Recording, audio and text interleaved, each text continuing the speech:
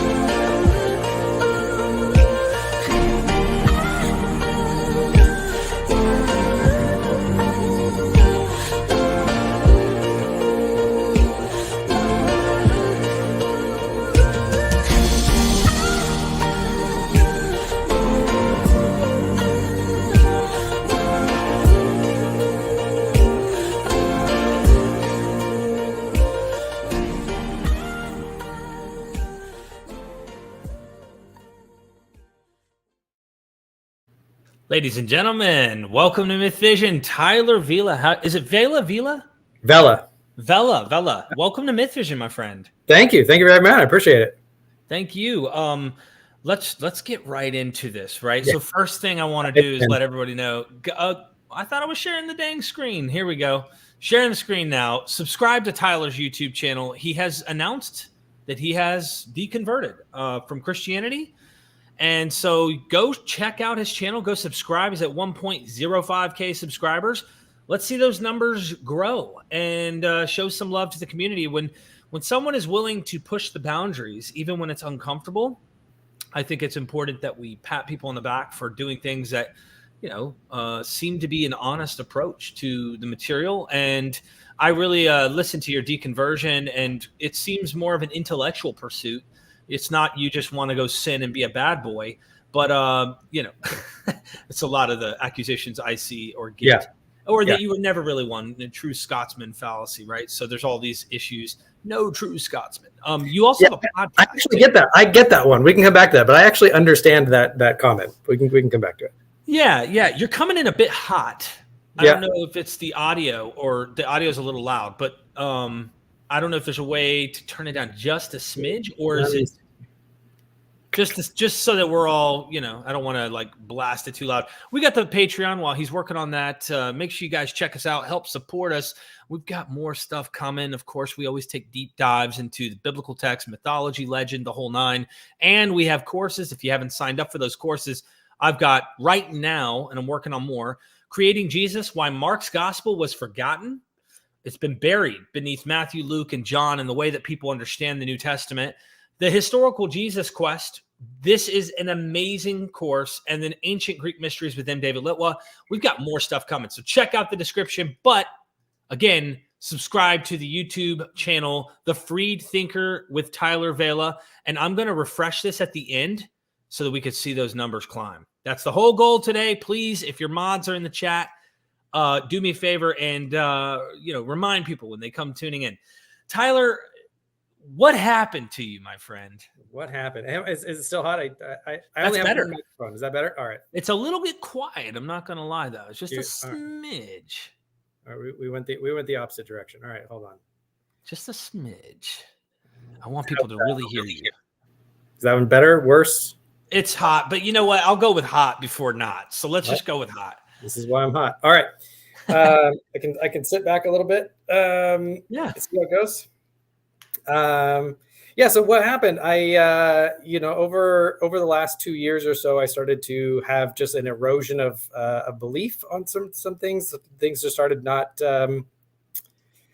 adding up, and I started finding that all of the explanations that I had for things. I did apologetics for 20 something years, and it just started to kind of become a mountain of kind of ad hoc explanations for things. And if you look at them individually, that might work, but it just started to become a tower to the heavens, so to speak, of really kind of contorted explanations after a while, and it just eventually caught up with me. And there was a good amount of time after I really struggled with a lot of beliefs and a lot of the doctrines of classic Orthodox Christianity, right?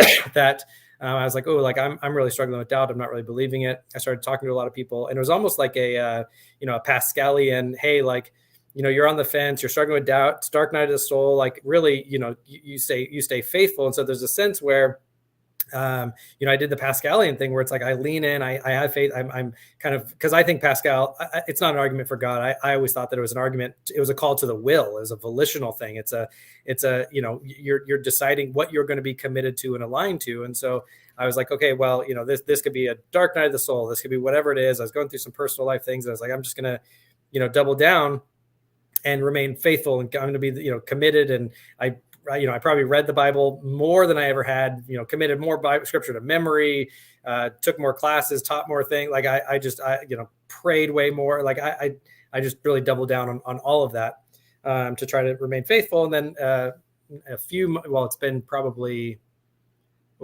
6 months now or so, 5 or 6 months, somewhere right around there, where even that faith commitment ended. So that's when I was like, okay, I now don't have the belief, but I also now don't even have the wherewithal to commit to continue on this just faithful commitment, kind of this volitional commitment. So then for our audience, because they don't know your past, what were you believing? What was your position? Because by the way, no matter what you say and what you do, this from experience already. You're going to get pigeonholed by some Christian somewhere. It wasn't the right Christianity. It wasn't this. I'm safe from any scrutiny. But what did you believe? Yeah, so I was. You and I came from similar backgrounds. I was a Reformed Presbyterian. I was actually ordained in the PCA. I was an ordained ruling member of the PCA. People don't realize how conservative the PCA was in terms of. But yeah, go ahead. Yeah, the PCA is a very conservative Reformed denomination, Reformed Presbyterian. I mean, it's not. They're not like, independent fundamentalist Baptists. We're not like KJV only. There might be some in the PCA that are, but it's very, very. It's not a normal thing. The PCA is actually, they do have moderates in there. Their big issue that they're having right now at their General Assembly is ordaining homosexuals. So it's not like they're the most staunch conservative, whatever, but they're very theologically conservative. Like you hold to the Westminster standards. Reformed, Calvinist, covenantal. Very, very presuppositional. What is the chief end of man? Glorify God and enjoy Him forever, right? So, I taught through the Westminster Standards for years. So that's the tradition that I came out of. Awesome. Real quick on that note, though, you're right. There's differences of opinions. I came out of a particular group of them in North Carolina, and I don't know if you've heard of Andy Webb. It's a pretty large group. You know who Andy Webb is? I do know who Andy Webb is, yeah. Okay, so that was my pastor who excommunicated me. Okay. And so they're very conservative in that particular group. They literally tried to get my wife to quit working so that they were going to pay our bills till I could get a substantial job and make her stay at home, the whole nine. And they were showing up at my house on Sunday saying you broke the Sabbath, that kind of stuff. So they would appear at the house. So I would put them, and they would argue even in church on Sundays against these groups that are trying within the PCA to go and say, hey, same sex or people being ordained that are not supposed to. They're very conservative in the group. But there's a fraction within PCA happening. So there's actually, I mean, there's several. So like within the PCA, there's that, which is, very, very, very conservative, fundamentalist, very, very, very traditional. Where I was, and it could be the fact that I was in California. So like even California conservatives are like moderate, like left of moderate for a lot of Southern conservatives. Like I remember I went to Moody Bible Institute, and I remember going and being like, you guys are even really like I'm an uber conservative in California, and you all are, wow, like, okay. So it's there is a little bit of that. But yeah, so that's my background. That's where I came from. My channel was, I did a lot of biblical theology, systematic theology, and apologetics. My background was in philosophy. My undergrad was in biblical theology. And my, I'm actually still halfway through my master's at Reformed Theological Seminary. I've obviously stopped doing that. I actually stopped about a year before I was done, maybe 2. My last class, I was going to pick it up again, but have you been excommunicated? I voluntarily left. I didn't have to get excommunicated. I voluntarily removed myself from the rolls. Got it. So did you have to sign anything? Because they sent me like documentation to excommunicate me. I haven't signed it yet, but I told them like I need to. I'm still in that process, but yeah. Okay. But yeah, it's a voluntary one. They don't have to excommunicate me. So let's get into the fun stuff, right? I wanted to give a little background for people, so they understood where you're coming from. I wanted to show the YouTube channel again, so people will subscribe. We are checking back at the end of this to refresh and see how many count. I like to count and see how many we can get you to grow. It's like a walk jogathon, you gotta. Yeah. It's, let's see what we can do in terms of growing the platform. Tyler, what are some of the arguments? What are some of the things that you had a problem with that led you out of Christianity? Give us some details. Yeah, I had a lot actually, and they started to accumulate and grow. So, and I realized in telling about and kind of coming out of my deconversion, I've realized that for me, the order that makes sense isn't necessarily like the way that the story should be told, if that makes any sense. Right. So, I've been kind of telling it from the tail, from the end and going reverse order. So I've been focusing on the problem of hiddenness, because a problem of divine hiddenness was the thing that like sealed the deal for me. That made me give up even like being faithful anymore. Because there was a sense where it's like, look, like I'm a in the terms, I'm a non-resistant, non-believer at this point. I am actually proactively doing everything I can to be faithful, to pray, to read the Bible, not in the works, like not even in the, like, God, you owe me anything, but just like, I'm doing everything I can to have this relationship. And still, on my channel, I said, still it's crickets. Like I still have nothing. And so, if God wanted to have some type of relationship with me, that would have been the easiest time. I'm not asking for miracles. I'm not asking for money, healing, nothing. I just literally want, it could be, I remember like begging and saying like, it could literally be an intrinsic, the Mormons call a burning of the bosom. It could be anything that I could just internally know that I could never defend to an atheist. I don't care. I just want something that I know that you're my heavenly Father and that you love me. That's it. Like that, or that you even, or that even care, or that you're, in anything like that. And so, it's, so that was like the final straw. And I've been telling it from that point and working my way backwards, but really I'm realizing as I'm having conversations, because people are like, oh, well, you're just going on emotion and giving up. And I'm like, no, that was like the final straw, like everything else that led up to it. So the things that actually started leading up to it, ironically had nothing to do with Reformed theology and Calvinism. I mentioned this to you before the show. I actually think as far as systematic theology goes, if you're going to hold kind of an inerrantist view, a view of the scripture as like a comprehensive message from one divine author with, human authors as writing it down, all that kind of stuff with the Chicago Statement of Inerrancy and all that. I actually think Reformed Calvinism is the most consistent way you're going to do it. So it wasn't like I was like, oh, like there's something fundamentally wrong with that, and so now I can go look at, open theism or Arminianism. Like those were worse. Like if I'm going to take the Bible seriously, those are worse ways to do it. But but it started being fundamental contradictions between what I believed about God because I'm still a classical theist. I still think God is omnimax. I still think God is simple, ase, necessary, right? I still hold to those types of beliefs. Right. There was actually a strong disconnect between that very high view of God and the very national pagan Yahweh of the Old Testament, and even getting into the New Testament, the way that Jesus looked at God and religion, it was very obviously in the Old Testament it became very tribal. It was very very tribal, very this world. And as I started reading through, a bunch of the other myths of the ancient Near East and other ones, which honestly made me love the Bible more. You mentioned this. You love the Bible. Yeah, I love the Bible. Of course, I want people to realize that. But yeah, I still love the Bible. I think it's literally it is the master. Like, it is a pinnacle of literary mastery. When you start getting into the chiasms and the theme development and like everything, like the people who loves like multi-series, I always compare it to like Doctor Who. The people who love Doctor Who, and because they love it, because a joke will start in like season 1 or like back in the 60s, and it'll keep coming through, and like you see these themes go. It's just brilliant. Like the Bible, that like it's literarily beautiful. It's amazing. I love it. But yeah, and it's so fascinating and interesting, and how it's impacted culture. I mean, I love it.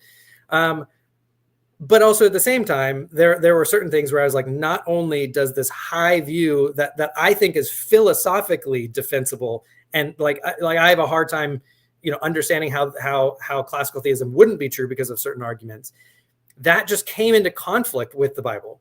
And so as I started reading these other myths, like those two systems clashed. Okay, we got to zero in on this. This is a really, really good point here. And I read books. I love it. Like I said, I love the Bible. One thing that's happened since deconverting for me and learning more is that I'm also falling in love with the stories that are not just biblical. I'm finding like I would have never, as a PCA guy, loved diving into Greek mythology or getting into ancient Near Eastern stuff or the Epic of Gilgamesh. Like, I just would not have found the value of it. I'd have been like, oh yeah, mythology, but like the stories I love. So you have an ancient Near Eastern deity that has evolved. As you know, they're trying to make that the Platonic. They're trying to make this the god of classical theism over time. Yeah. And that clashed the biblical, because you're a biblicist, right? So you're somebody who reads your Bible, you know what's in here, and you're going, okay, hold on. What we've been saying about God philosophically and what these texts say are not the same. So you started realizing that's not this God. That it's not the same. It doesn't line up. It doesn't match. And actually, there's a weird irony, because in one sense, the open theists, like the rise of the open theists and the process theologians, like I always kind of joke. I'm actually being somewhat serious, although it's a little snarky way. I actually think open theists, their view of God is like a mega Zeus. Like their view of Yahweh in the Old Testament.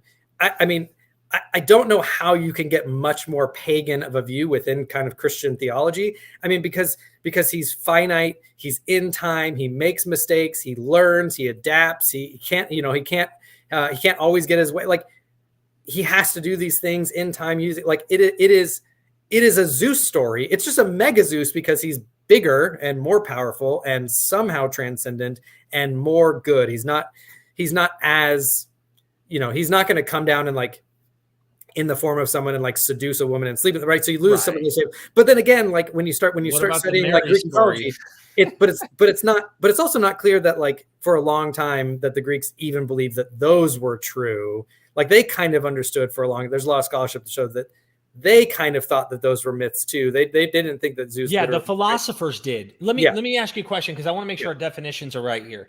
You use the word pagan multiple times, just so that we're properly defining this. Because when I research in scholarship, the term is a fuzzy one. Usually I'll use it to kind of refer to, when I use pagan, I'll put it in quotations to say I'm saying non-Jewish or something like that. But the way you're describing it, it sounds like you're saying the God that looks like the Zeus, like the other demigods in the world. So is that how you're defining pagan? Yeah, so I would use pagan, and I should be clear, I don't mean that in a derogatory sense. Right. I did when I was a Christian. to be honest. Right. I don't mean it in a derogatory sense. It's a helpful taxonomy. It's these very a pagan view of God, and you could put it in quotes. It is a little bit fuzzy, but a pagan view of God is a very this cosmosy idea of a God. It is going to be, you know, they are kind of part of the warp and woof of the fabric of, I can't even say the fabric of creation anymore, but the fabric of reality. Now, like they're kind of like just really big us's. Yes, and that's actually the ancient Near Eastern concept of gods. So, that's exactly so we're on the same page. I just wanted to make sure I understood you right with that. Yeah. By the way, Camille Gregor's in the house, and he says, if there was a button that would wipe all memory of your deconversion and make you wake up a Christian, or wake up the Christian you used to be, would you push it? No, that's a good question. No, because as of right now, I believe that it's false. And so I wouldn't intentionally force myself. I wasn't like happier. Actually, you know, this is, I don't talk about this one that much. I did a little bit in my first video. I love where this is going, by the way. Yeah. Part of what came about in my deconversion was, without going too personal, I went through some things in my life, and then I went on kind of like a finding myself as existential as and as you know as that sounds, but you know I really worked on myself to become a person that I'm very comfortable in my skin, who I love being. I mean, I was never like super not that before, but there was tension, and there was a lot of ways I think where I had suppressed some of like myself within Christianity for various reasons.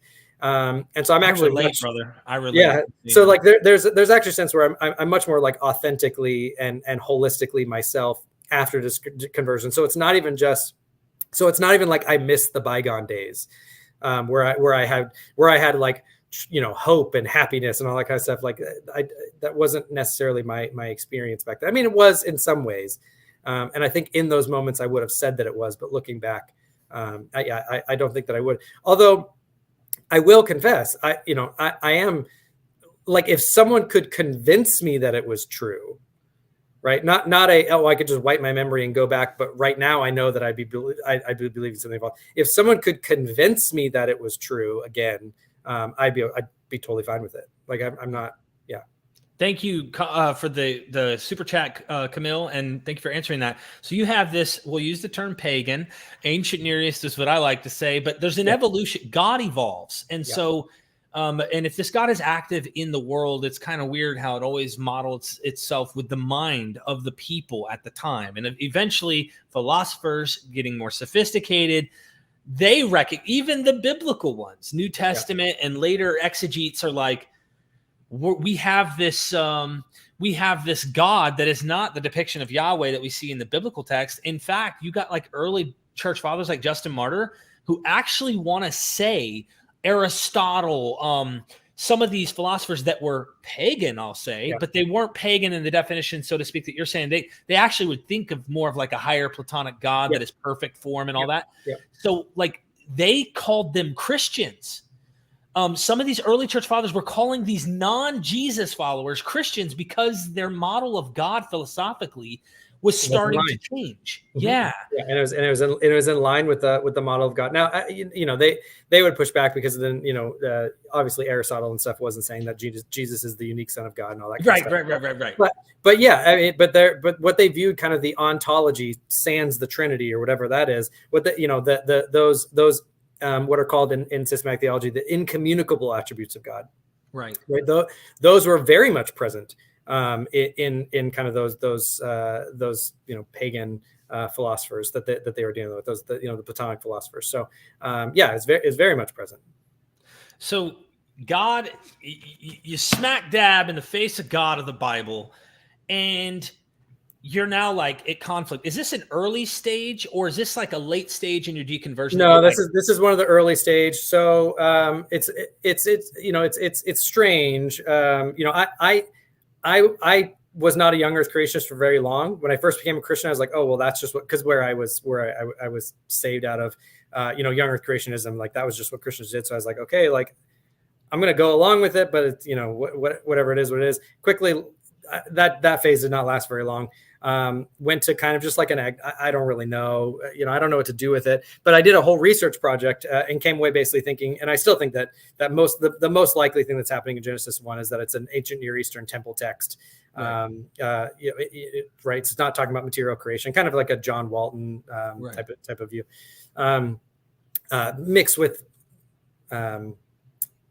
So kind of a mix. A whole another. I think there's a little bit of a Kleinian like framework theory. There's a whole bunch of things going on there, but I did a whole series on that. But what I think what that did was it trained me to also that's where I got a lot of my training and hermeneutics and understanding ancient Near Eastern contexts and backgrounds and all that kind of stuff. So a lot of people be like, oh well, your view of Genesis 1 is the thing that did you in. And indirectly it might have, because it's the thing where I was like, okay, but like good historical hermeneutics dealing with the history and the grammar and the context and backgrounds and all that kind of stuff. When we start employing that kind of across the board, that's when we start that hermeneutic is the thing that I think started kind of doing me in, not necessarily just isolated my view of Genesis 1.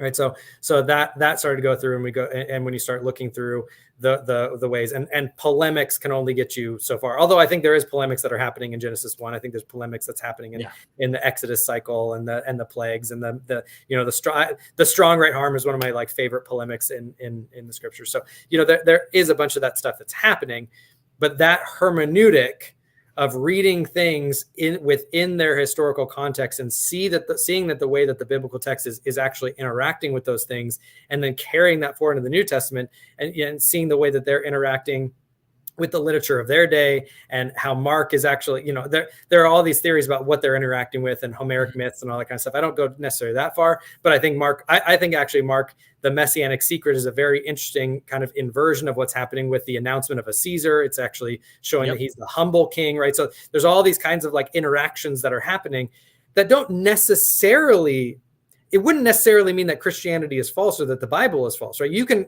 and I did for a long time. I read these as, that's just, kind of a Mike Laconian, that's the literary genre that they're doing, and that's okay. But those types of things just start to build and build and build and build and balloon until there's so many of them that it becomes a point that it's like, okay, there's so many of these and it addresses almost everything, that at what point do I think that any of this is actually true anymore? It's interesting and it's fascinating, and I love it. Things. Yes.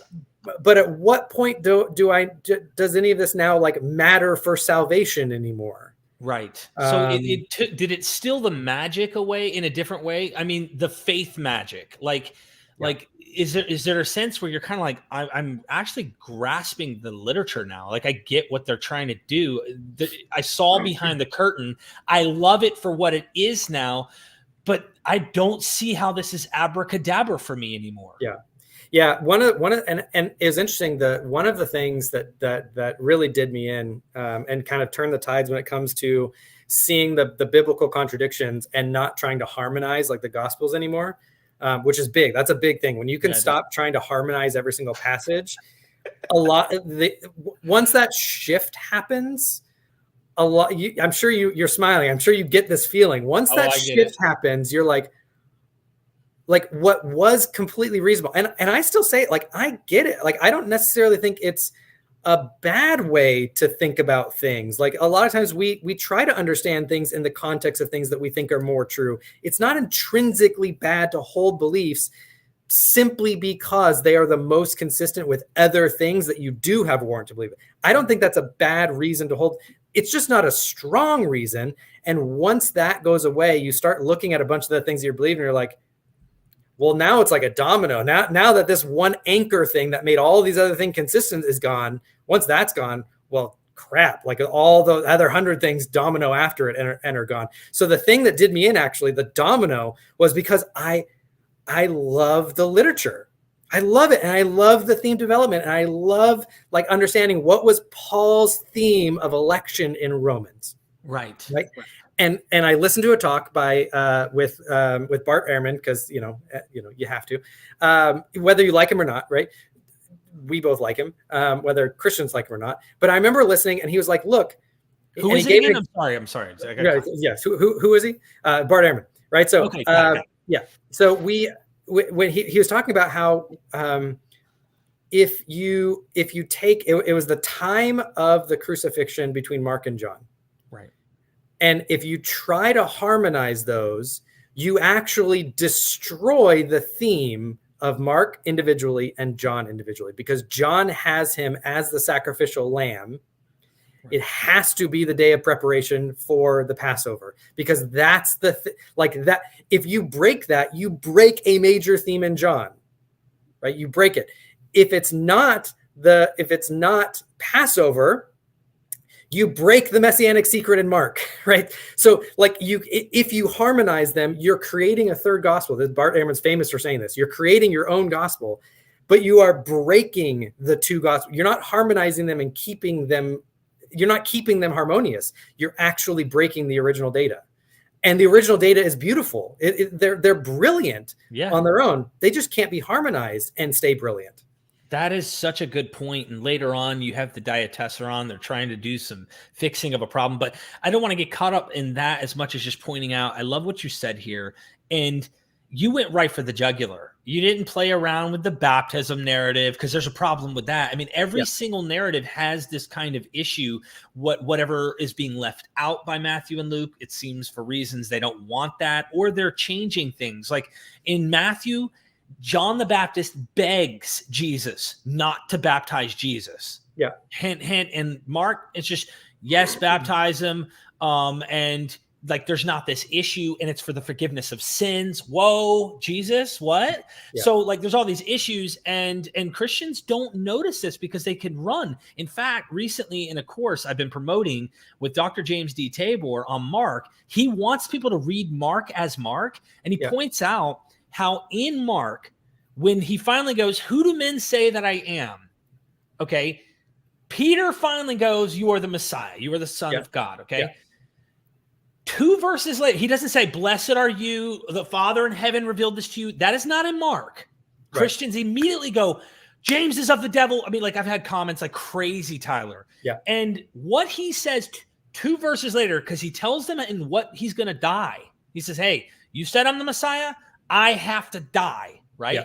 Then he's saying, no, you are not going to die. He rebukes him and says, Satan, get behind. Yeah. Okay, so like, what the heck is going on in Mark?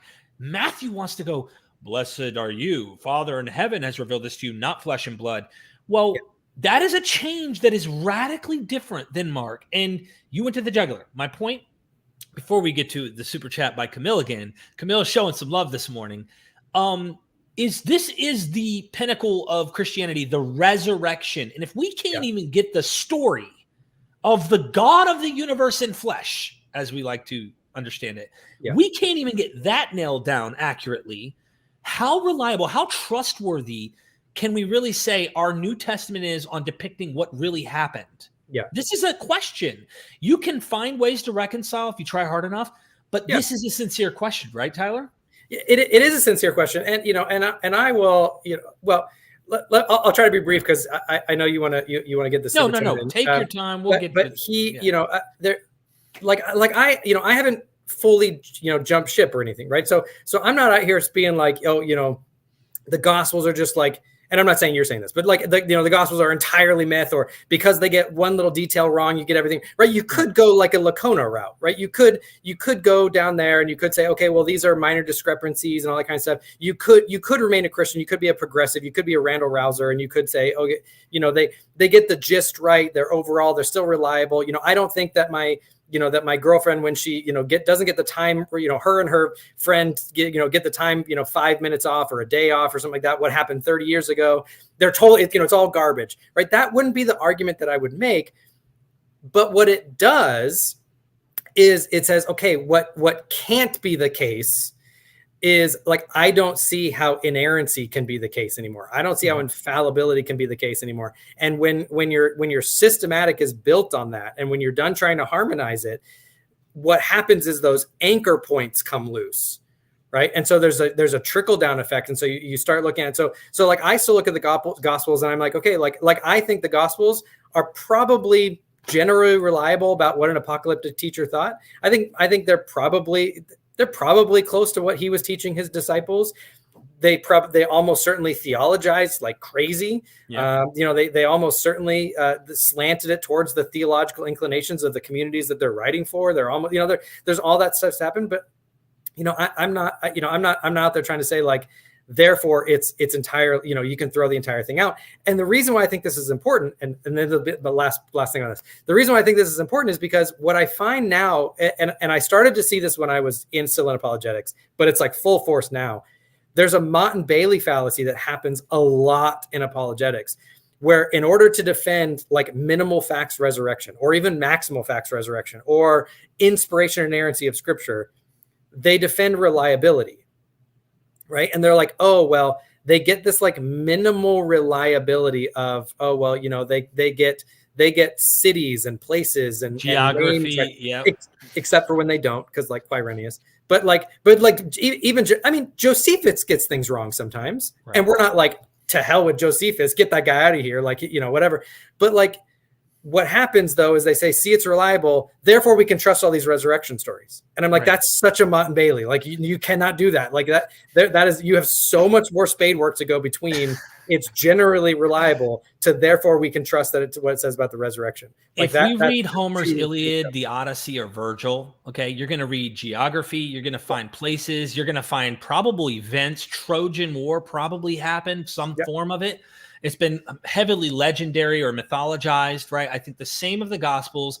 If it walks like a duck and talks like a duck. And I think what happened for me as I was deconverting, and I can't even remember the chronology. I talk about this stuff so much, so it's difficult to know when was I thinking this or that. But I'm with you. Like when I started seeing that they're going out of their way, they're not making mistakes, I would say, on writing their narrative of the passion or whatnot differently. They're purposefully being creative and intentionally writing a fanciful tale their own way, sometimes adjusting or correcting the earlier gospel, in my opinion.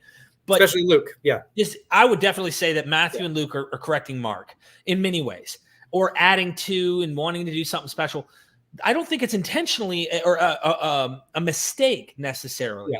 Sometimes I do think there are mistakes, but these are all like, my guess is at the end of the day, though, they have the liberty to create narrative, to create their own version of what Jesus's death was like, or how the resurrection happened, who showed up, who's wanting to do what at the resurrection, what Jesus did, how many days did he stay on earth, the whole nine, right? Like he decides to ascend in Acts chapter 1, but this is after 40 days. But in Luke, at the end of Luke, which is supposed to be the same author, he doesn't stick around for 40 days. He already goes. So there's so many discrepancies that you have to at least be honest and say, look, I don't know if this is historically reliable material, which made me open other doors and investigate things further. So I love the way you're describing this. It's kind of interesting how far you've gone into investigating these discrepancies. Were you still a Christian when you found this stuff out? Yeah, I was still a Christian. I mean, I was still a committed Christian. So, going back to what I said, I mean, I was still a committed Christian until I finally basically said, I'm not committed. I'm not committed anymore. I'm out. Like my deconversion announcement. I was still a faithful Christian until that point. I had lost my beliefs about 6 or 7 months before that. They had been eroding for about a year and a half before that. A year and a half before I lost them, and then I remained faithful for like another 6 or 7 months. Really trying to do the Pascalian thing.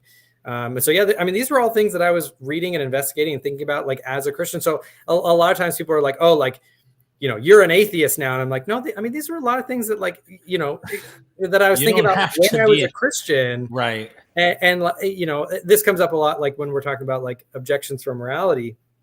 And I've started to see this a lot too, is like when we talk about, I've been posting a lot of moral issues that I'm finding. And they're like, oh, well, how do you ground morality and all that kind of stuff? And I'm like, I still, slightly have the precept impulse. I get it. I understand it. I'm still a classical theist. I still think God grounds those things. But I started realizing like a Christian, I started asking these questions when I was a Christian. I started saying, hey, I'm starting to see these things. how does this make sense? How do we reconcile this? How do we reconcile this with the God of love? I was asking it as a Christian. The answer, well, how do you ground it, wouldn't work with me. I would say, well, you ground it in God. Like, that's how you ground it. So, but can we still ask these questions? Those answers, just that may be a good, tactic when you're dealing with an atheist. And I did that, previously, but it doesn't actually answer the challenge, because all you have to do is swap out the objector from a Matt Dillahunty to, a me when I was still a Christian asking those questions. And now now you still have to answer the question. So morality is a definite rabbit hole that can get lost. And of course, everyone has arguments for or against, or whatever their position is. I want to get into this Pascalian thing real quick. Please bear with me. If you super chat, I will get to those shortly. I really want to cover a few things with Tyler that I think are relevant. So Pascalian, and then I want to deal with the problem of evil in your estimation pertaining to the biblical text. So and how that relates to your adjustment to classical theism. So Pascalian, correct me. I'm throwing something at the wall to see what sticks. You're like, what if I'm wrong? It's better to just believe in case, right? Like, look at what they say this loving God is going to do to me for all eternity if I'm wrong about this thing. Yeah. So you're holding on to whatever you can. Tell me, I mean, I don't know, I'm guessing. Tell me your Pascalian issues. Yeah, so I was never, and maybe this was the problem, I was never afraid of hell.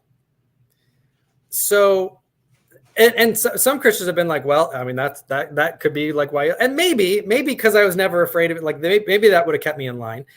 But for me, the Pascalian thing was more of like, it was more of like in a relationship where it's like, look, like I'm not feeling anymore. I'm all that kind of stuff, but like, I'm going to stay committed and go, I'm going to commit to therapy, and I'm going to commit to doing all the things that I can do to possibly salvage this, even though, because I think there, at the time I was like, I could be wrong. I could be having a dark, they talk about dark nights of the souls all the time for millennium Christianity, right? For years, it could be a dark night of the soul. And then people have, rapturous experiences afterwards, all that kind of stuff. So I was like, it could be one of those things. I'm going to stay faithful, committed. I'm going to try to live out these promises, all that kind of stuff. But at the end of the day, there's a certain point where I was just like I started thinking about it, and this will come up when we talk about the problem of evil. I started thinking about it like in context of, I'm a father to my kids, Heavenly Father to his children. And I started thinking about that, how do you, even if you're sinful, know to give good things to your children? And I started thinking about it in the context of like love and comfort for my kids. Right? Because sometimes I might do things that my kids don't like and are uncomfortable for them, but it's for their benefit. It's for their good. But I started thinking about like, if my kids were literally telling me like, we don't think you love us. We think we don't know you. We don't know you're around. We don't think you love it. We don't feel safe here. We don't feel comfort, all that kind of stuff. If I was a loving father, that would break my heart, and I would do everything I could, maybe not to, I don't want to maybe spoil them and then give them a Mercedes, but I'm going to make sure that they know that I love them. Right. I so relate to you, Tyler, right now. This was my issue as well. I had a problem. I read Romans 9, and Paul's hypothetical debate partner, when he says, after he explains, before any of them had done either good or bad, I hate and I love. And then he explains, for the purpose of election, this is why systematically I'm with you, at least Pauline. If we take Paul and his perception and make that the whole systematic view of the Bible, yes, I think that we're dealing with a kind of what we call Reformed or Calvinistic type of thinking. He's a predestinarian. He's a determinist of some kind. Yeah. He's some kind of, and I don't know all the nuts and bolts, but at the end of the day, he's like, well, how can God find fault? And he pretty much, his answer is, shut up. You mortal clay. God, the maker, can do whatever he wants. He's justified to do it. And I now imagine in that world, it kind of makes me wonder, like, how were parents at this time? Like, and you're calling them Heavenly Father. So like you're describing here, I'm a father of 3 sons. I've been married over half my life almost. I mean, like, for a long time, 16 years. And I'm sitting here thinking, I love people that may be reprobates. We love to throw that term around in the Calvinist circles. And does that mean that I love people more than God loves some people? which was an issue for me. I was a 5-pointer and beyond, not the 4-pointer universalist. God's struggling with his two wills. Right. I thought that was schizophrenic, or at least two personalities. Like God had a disorder. His prescriptive will, which is what's known, hey, thou shalt not. Yeah. But really what happens is what he really wants. Yeah. So I did not know how to reconcile this issue, and I thought Calvinists were crazy trying to do both, because to me it was like his will is what happens and what gets done. Yeah. He tells you things, but he purposely works you against, he causes you to do things against this prescriptive if he hardens your heart, which I saw that as a proactive thing, not a, he negates his spirit and therefore you start to fall into sin. God actively hardened people's hearts. I stopped beating around the bush and called the Bible for what it says. Yeah, that's exactly right. I'm getting excited, but you see, you're exactly right. And I make, this is why when I did part 1 of my deconversion announcement, I said, well, look, because people are like, oh, well, you could just become another type of Christian. And I'm like, I mean, the only other type of Christian I think I could become is maybe a progressive. But then at that point, I don't know why I even care about the Bible anymore, because it's just a wax nose for progressives at that point. Like, if I want to take the Bible seriously, right, I think that Reformed theology and Calvinism is the one that does it. They're the most consistent with what the text actually says. Because what happens is, you get all these, and this is where I when I was a Calvinist and I was debating non-Calvinists, right? I did a lot of those types of debates. But they would, the free will theodicy and well, God allows evil, but he doesn't cause evil. And I'm like, I mean, that's garbage. That's BS. Like, here are like all these passages in the Bible where God, whatever you want to make of it, however you want to try to gymnastic out of it, like God takes causal credit for it. Yep. Whatever you think the metaphysics of how he does it or allows it or whatever, he is taking credit for the outcome. And the outcome is someone sinning, someone being deluded, someone having a false belief, someone being whatever it is. So I have tons of examples of them. And I would use this as a Calvinist, and I would say when debating non-Calvinists, they're like, oh, well, God just allows the free will decision, blah, blah, blah, blah, blah. All right. And I'd be like, okay, well, like, first of all, you have biblical texts that directly contradict that, because he takes causal credit for it. It's by his hand that Pilate and the Jews and Herod crucified Jesus. Right. It literally says by his hand. It's by his proorizo, by his foreordination, by his hand. In the next verse, his hand is the thing that heals. His hand is always causally active in any scripture passage that it's used in. Right. He deludes people in second Thessalonians. But he's not the author of confusion, Tyler. And then he got him confusing people in the Tower of Babel. I mean, you can go anywhere. And in Second Thessalonians 2, where it says that he sends a deluding spirits, you follow the causal chain. It's so that they'll believe what's false. Why? So that he can judge them. Right. So he literally says that God intentionally deludes them so that he can judge them. Now, again, Calvinists will bite that bullet. They'll go hardline. It's fine. It takes the text seriously. Right. So I look at these other views, the open theist views and other ones, and I'm like, if I'm going to take the Bible seriously, that's just not that's just not a live option for me.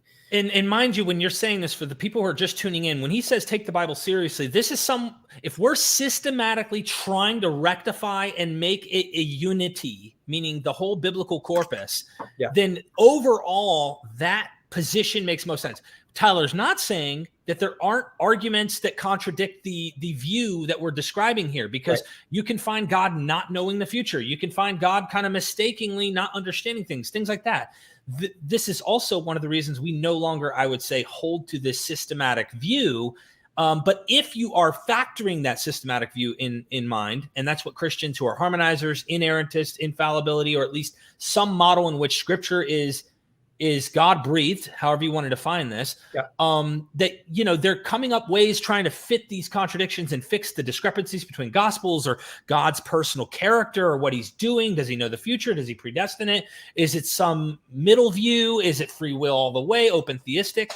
Anyway, I just wanted to grant that. So we did Pascalian. We definitely have been tackling this whole God's view of love. Did you want to piggyback anything else into that Pascalian thing about how you as a parent love your kids? And so one more. So the other thing that happened in kind of that, like, in responding to non-Calvinists and saying, well, no, God actually takes causal credit for evil. But I also said, okay, let's imagine your view is right. Let's imagine that it is allowing all that kind of stuff. And I remember this was something that also turned the tide, is an argument that I used against non-Calvinists. And I said, look, think of the book of Job, right? And imagine for a second that it's not God, right? Imagine that I moved into a neighborhood and I knew that there was a psychopathic, sociopathic serial killer next to me. And I went to him, I'm like, hey, have you considered my favorite son? Right? And he's like, yeah, but you protect him. And I'm like, okay, but I'm going to leave town so you can do whatever you want to him. You can kill all of his friends. Because remember, like Satan didn't just kill Job's family. It was all his friends. They were there. He took out everything by natural causes, right? Took out his friends, killed everyone, killed the whole family, took his wealth, killed his day laborers, everybody. And then, round 2, he's like, oh yeah, he still hasn't cursed you. And God's like, okay, well, like you can do more if you want to, just don't kill him.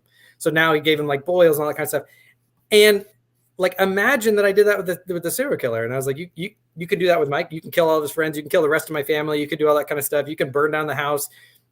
You can destroy, you can do all that kind of stuff. You can give him leukemia. You can make him make him as sick as you can. You just can't kill him.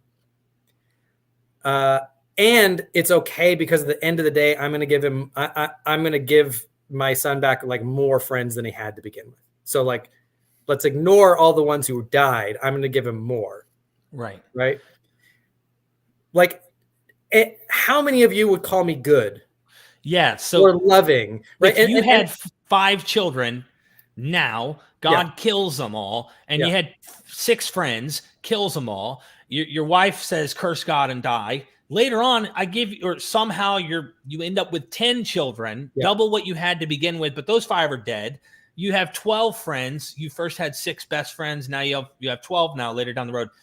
Like, good God. Yeah. Like that makes, and here, because there's the creator creature distinction, which you can say, okay, well, God doesn't have to be moral like we have. And even if I grant that though, right? This is the argument that I've been making recently is even if I grant that, right? We're told that God is love. Whatever love is, God is. And we're told that the greatest commandment, love the Lord your God with our heart, mind, soul, and strength. Love your neighbor as yourself. We are to be loving as God is loving. We're to be holy as he is holy. So there's a sense where it's like, okay, the question isn't if it's moral or immoral, right? I'll put that to the side, right? Maybe God has the right to do things that would be immoral for us to do, be moral for him to do, whatever. I don't think God's a moral agent. He's not a moral subject, but whatever. But the question is that love? Right? Because whatever that means, whatever love means, that's what God is. And so if we look at that and we'd say, okay, not only is it right or wrong or whatever, but is that love to my child? Mm-hmm. No, that's not love. And so what you're saying then is it would be unloving. It would be, if I did that, it would be contrary to the nature of God because it would be unloving and God is love. Right. But if God does it, then it's okay. But that means God is doing unloving things. He's being not God. You have to redefine what love even means for God at that point, and then we almost have no way of being able to relate to understand how that could be loving. I would look at you if you did that to someone and say, "You're horrible."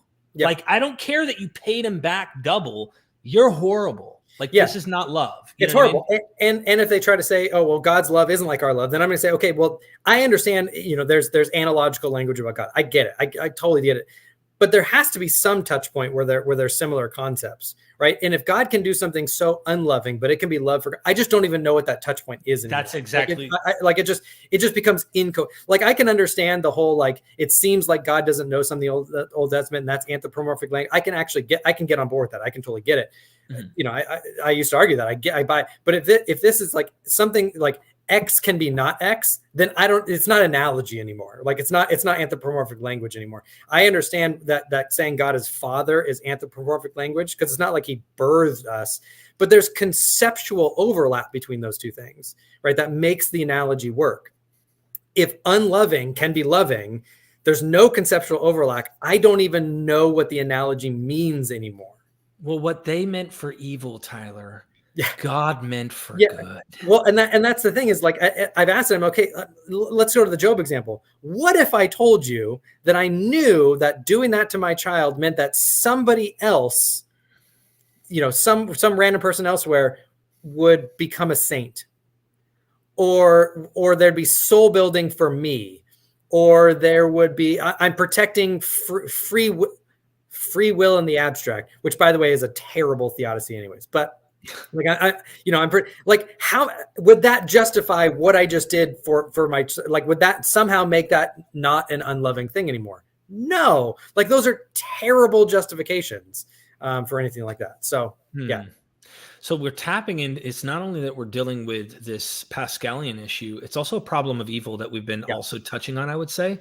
And that, what you heard my view is, I heard this and I thought in my mind, it was just a little chink in the armor. It wasn't like this is what made me not a Christian. It was something that I had to, big pill that you have to swallow. And that was, do I love people more than God? Because it's clear, if God is doing all this stuff, there's some vessels for glory and some vessels for, destruction. And that's all on God. So, who are you, oh man, to say to the maker, why have you made me thus? It's so clear that the language is saying this. So I had this problem as well, trying to figure out, what's the point? Is all this just almost meaningless on this level, but to God, something else is going on? And all this experience to us is just really nothing. Yeah. That was hard for me to grapple with, and within Christianity. And by the way, everything you said was while you were a Christian. Yeah. Not saying we can go back to the memory of it and argue the point and still use it today. It's just, I have come out of that box, and I suspect you have too now. And we're making totally different arguments from historical linguistics and discrepancies and other things that would make us say, this is a man-made document. Christians go, of course, men wrote it, but God's behind this. We're saying it doesn't look like God's behind this. And I should be clear. One of the answers that I love getting now is you don't understand the argument, right? You don't understand the moral argument, whatever it is. And I'm like, really? Because 7 months ago, when I would present the moral argument, I've had literally the same people who used to share my stuff and be like, this guy's a great apologist. He's, I had people saying they love the way that I talk about it, and I finally get it. And all that kind of stuff. I'm like, literally 6 months ago, you said you knew that I understood it and you shared that I understood it. Now suddenly I don't miraculously, I miraculously completely forgot and don't think about things anymore, or all that kind of stuff. And it's, I can hear some of the response videos coming and be like, oh, well, he doesn't understand the Bible. And I'm like, okay, of course. Did I not understand it this entire time? Now, I will say it's not an argument from authority. I've met lots of people who are they were ex-Christians. I don't think they can accurately describe Christianity to save their life, right? That just because you used to be X doesn't mean that you understand X well, or ever understood it well, or are describing it well. I'm not trying to say because I used to do this, therefore you should believe that I'm perfectly accurate, representing it. But nothing has changed in how I understand it. And so, for the people who are like, oh, before they always thought that I understood it.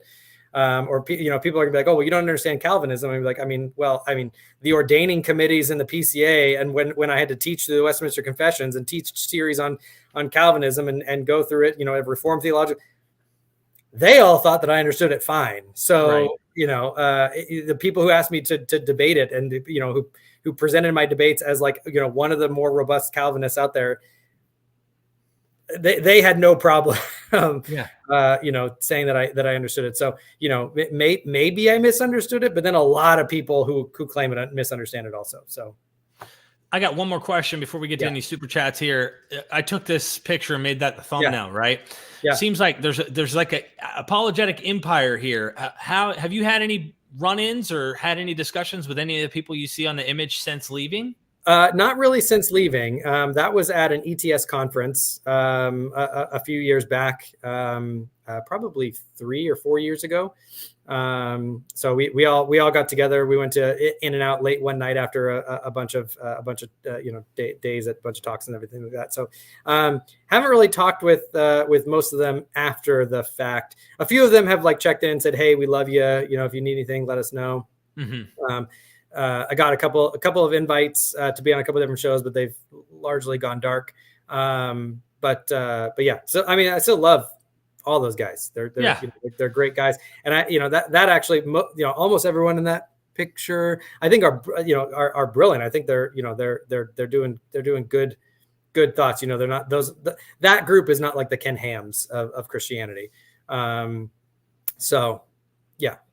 I would argue maybe a couple of these guys can do some tweaking in what they say, but nonetheless, you know, what do you do? What do you do? Camille's back. Thank you, Camille, for the super chat. What's your current view on 1, all human decisions were decreed by God. 2, everything ultimately happens because of God's glory, even e.g. the Holocaust. 3, human prayer causes God to do other than what he would do otherwise. So, okay. Your current view, of course. Current view. I don't think decreed by God, although, you know, I am a determinist. So I'm still a compatibilist, right? So I still think that all human decisions are determined, and that yet we are still substantially free. I just don't think it's the result necessarily of a decree. Everything ultimately happens for God's glory. No, I don't think so. And human prayer causes God to do other than what he would do otherwise. I never thought that in the first place. So, you know, in Reformed theology, human prayer doesn't cause God to do other than he would. It gets complicated. Yeah, but that was never my view. So and it still isn't my view. You would almost ask a prayer, but if it be thy will, God. Yeah. You know, like you're almost the view was its means. The prayer was the means that God ordained to have the ends come about. So it's not that you could actually change God's mind with your prayer, because God's omniscient. I don't even know what that, and I still don't even know what that means to say that an omniscient being can change their mind or change what they're going to do, because if they're omniscient, they know what they're going to do. You can't change what they're going to do. Otherwise, it's possible for them to be wrong in their prior knowledge, which it just gets incoherent. So prayer in Reformed theology has very much a means understanding, not an effective understanding. Thank you, Camille. Appreciate that super chat, my friend. Seriously, MNAG. I just say MNAG. Once you start on the road to deconstruct, you really need to see how deep the rabbit hole goes. Eventually, you will see the light. Maybe it is a very, you know, surreal experience sometimes where you're like, oh, like I still have things that I'm like, you don't realize where you believe something before, and then, you know, now I'm like 6 months later, I'm like, oh, like something rubs up against it. Now I'm like, oh, now I have to like take that thing and like relook at it and see it. Like, so it's definitely an interesting experience. I in this super chat just want to ask you, have you, like you mentioned this earlier, but just to emphasize again for those who are tuning in, have you felt a sense of freedom in a way that you didn't before? Like there's almost a burden lifted off your shoulders in a way? Maybe like an intellectual burden. I love having my Sundays back, which is great. That's, you know, I don't know if that's a freedom thing, but I don't know if it's a freedom feeling. As a Reformed guy, let me emphasize something here. You're a wretch. Okay. Yeah. Your righteousness is filthy rags. Like you're almost just nothing. That mindset really stuck with me. And in fact, I have a brother who went to the same church under Andy Webb who will write me stuff. I don't deserve it. I'm not worthy of anything. And like, this is his mentality. That's the kind of mentality I had. Have you like let all that baggage go? So I never had that view. So there is in Reformed theology, there's a distinction. So it might've been because you came from a very, very fundamentalist kind of version of it. Mm-hmm. But historically in Reformed theology, the wretched was vertical, right? So, and this gets confused a lot. This in a lot of fundamentalist circles, the wretched is you are a terrible person. You're bad. You are wretched. You are filthy. You're awful. Like it can like eliminate your self-worth as a human being. In the Reformed tradition, there's actually a long where you are a wretch in regard to God. Vertically, you're a wretch. It doesn't mean that you have zero value horizontally to other people.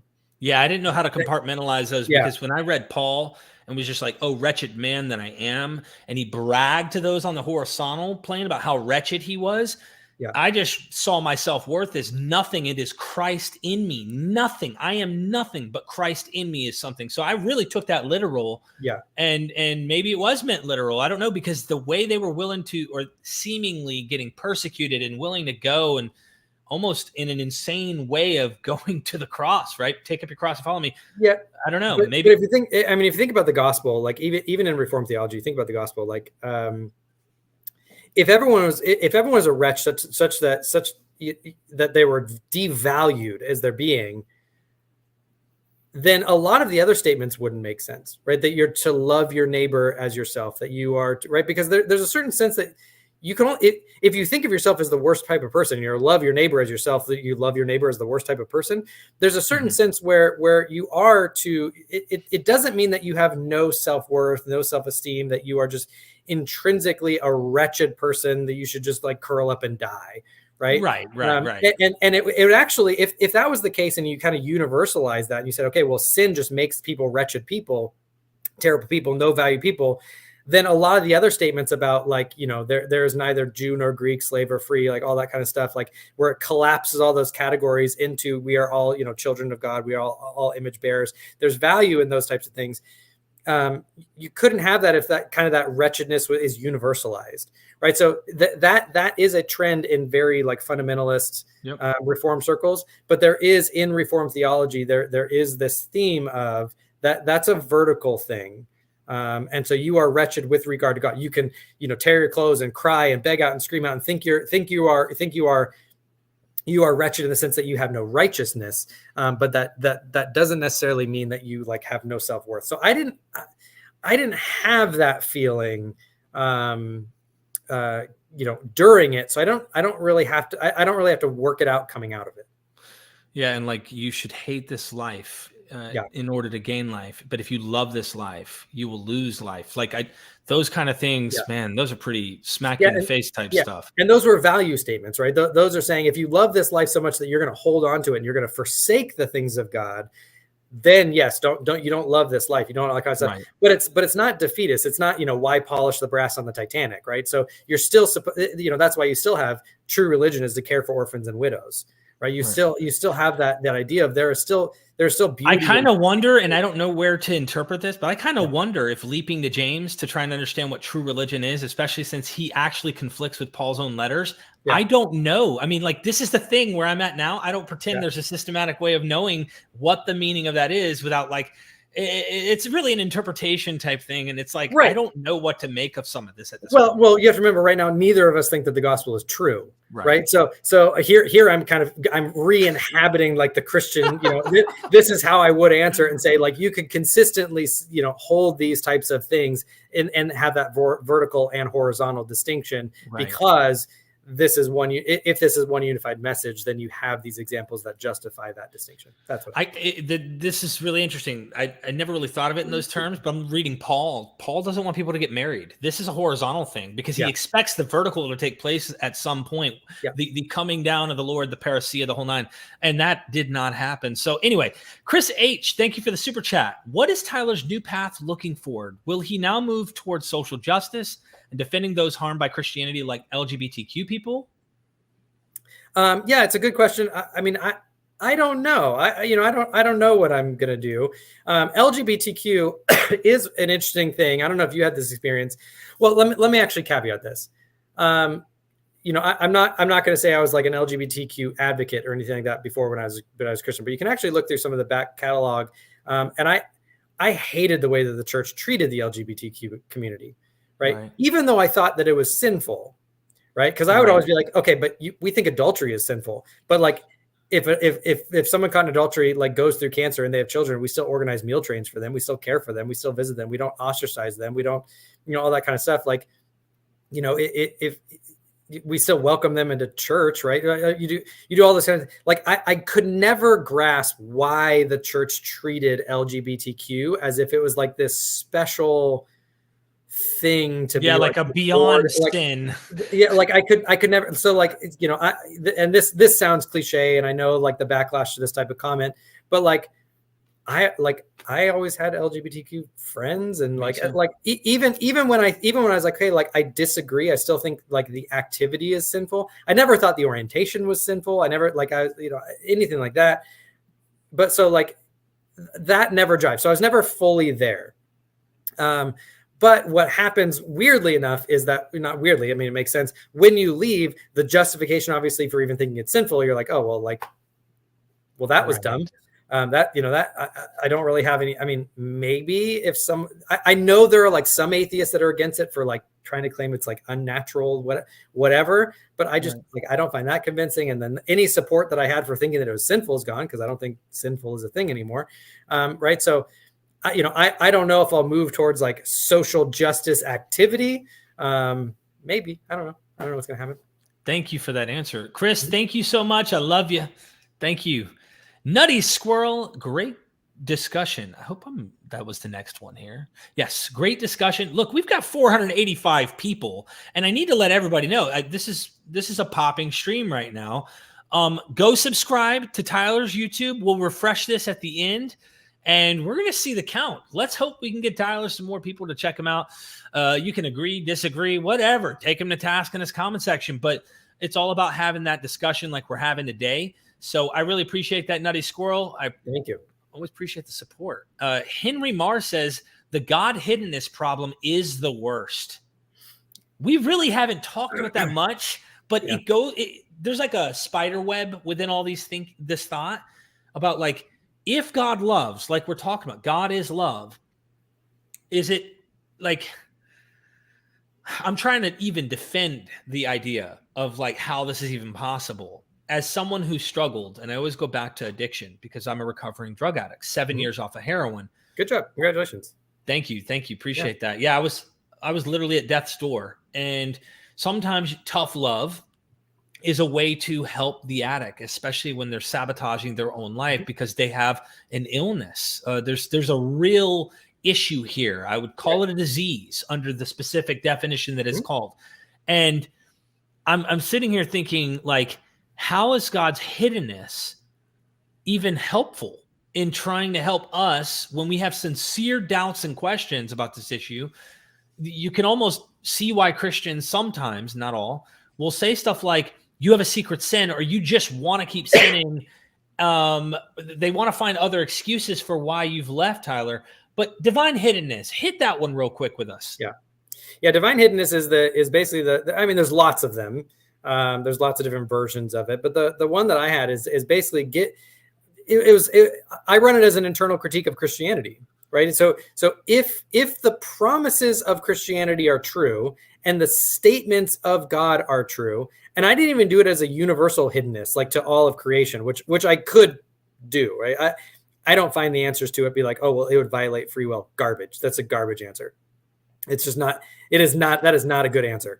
But I was like, as a Christian, like Christians shouldn't experience hiddenness to the point of deconversion, right? If Christianity is true, if the promises are true, if what is said about God being Father are true, right? If all those things are true, if that's the background information, we shouldn't expect hiddenness for that class of people. Right. And yet that's exactly what a lot of, I've talked to a lot of people who deconverted recently, obviously, that experience of hiddenness. And I've talked to a lot of people like with me, like, I mean, I wasn't like, I wasn't drinking. I wasn't out having sex. I wasn't like, had nothing. I was like begging and pleading and going to church and doing like all that kind of stuff. Like hiddenness should not, if that's background, we shouldn't expect that. And so the fact that we expect that creates a hiddenness problem. I know that reformers during the Protestant Reformation were big when they criticized the Catholic miracle claims. They finally eventually scalpeled their own Bibles, right? Because the claims they used against the Catholics kind of worked inward on their own scripture. But in that process, they came up with a solution for this problem where why is not God doing the miraculous, since they definitely were using this against the Catholic Church. And so you find this argument, cessationism. So he that which is perfect, when that which is perfect has come in, the canon of Scripture, we notice the interpretation there. God's not doing these things in front of people or to show himself anymore. He's hidden. He doesn't need to. You have all you need. The fundamentalist, evangelical, presuppositionalist, or whatever might say that argument. My point is did you ever just I want your honest opinion. You ever read the Bible and go, just do this for me this once. Like, just please, anything, like a doubting Thomas kind of. So yes and no, right? Because there is a sense where under sola scriptura, right? So you have, the Bible is sufficient revelation for life and godliness, right? That's the saying, right? So and again, I still conceptually understand it, right? This is why I said earlier when they're like, oh, like you weren't a true Christian, like I understand, like I don't take offense because I understand within their system, right? That's what makes sense. Yeah, cool. I get it. You're working within your system. If your system is true, then yes, that's probably true, right? Same with sola scriptura. Like I get where it's like it's age of miracles. God was working at these times where he was validating the message, he's validating the gospel, right? All that kind of stuff, right? Cool. Totally get it.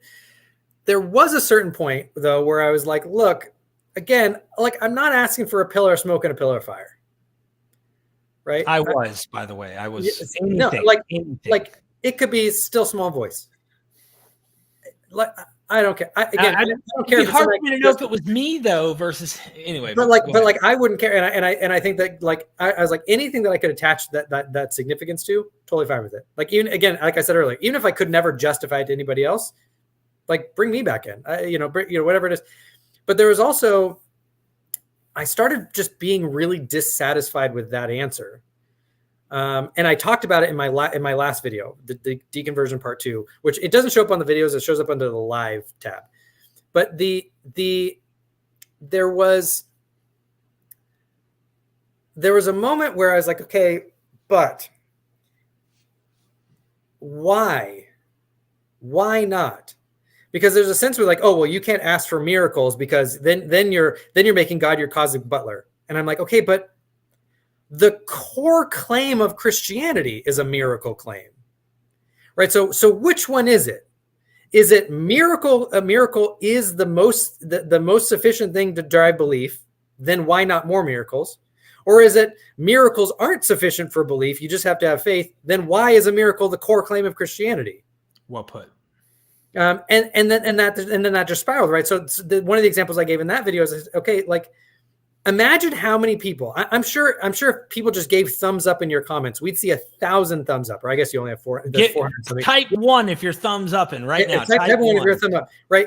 You left because, at least in part, maybe not maybe, but at least in part, the church was corrupt, evil, abusive, covered for abusers, stole money, something along those types of lines, right? That was at least a part in why you left, right?